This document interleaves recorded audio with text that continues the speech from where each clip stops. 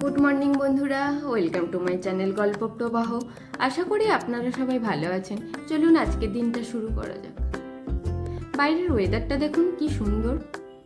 বাড়ি থেকেই ভালো লাগে দেখতে যে কি সুন্দর ওয়েদার, বাট কাজের জন্য বাড়ির বাইরে বেরোতে খুব কষ্ট।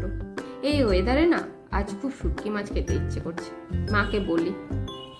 মাকে বলাতে মা দুপুরে শুটকি মাছ বানানোর জন্য একদম রেডি।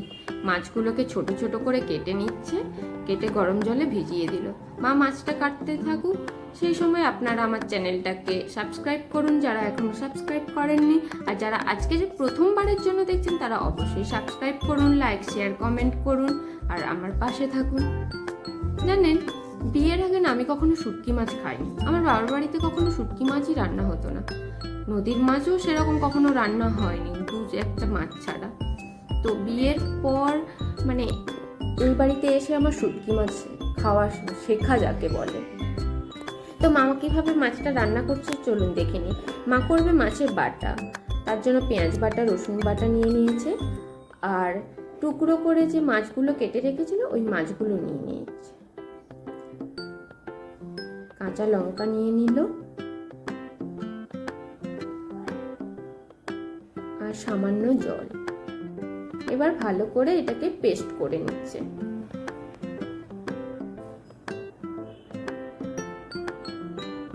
আপনারা চাইলে শিলেও পেস্ট করতে পারেন। এরপর কড়াইতে পরিমাণ মতন তেল দিয়ে দিল।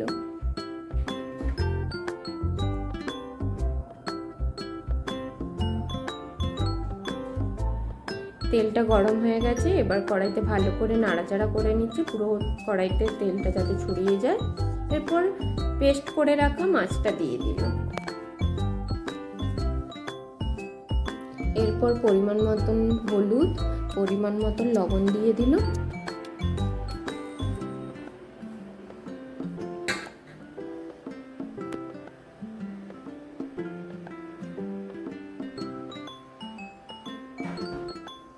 এরপর ভালো করে নাড়াচাড়া করে নিচ্ছে,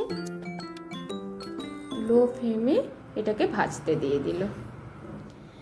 হ্যাঁ, বিয়ের পর এই বাড়িতে যেদিন প্রথম শুটকি মাছ রান্না হয় সেদিন মোটামুটি আমার হাল খুব খারাপ ছিল। সারাদিন নাকের জল চোখের জল অবস্থা, কারণ আমি স্মেলটা নিতে পারছিলাম না। বাট আমি যেহেতু খাই না শুটকি, তার জন্য আমার জন্য মা মাছ রান্না করেছিল। আর দুপুরে যখন খেতে বসেছিলাম, বাড়ির বাকিরা যখন তৃপ্তি করে খাচ্ছিল আর তরকারি স্মেল আসছিল, মনে হচ্ছিল আমিও শুটকি খাই।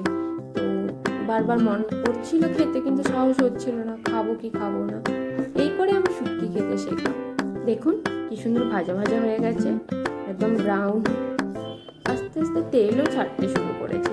রেডি হয়ে গেছে বাটা, শুটকি মাছের বাটা। আছে না সব শুটকি প্রিপারেশন।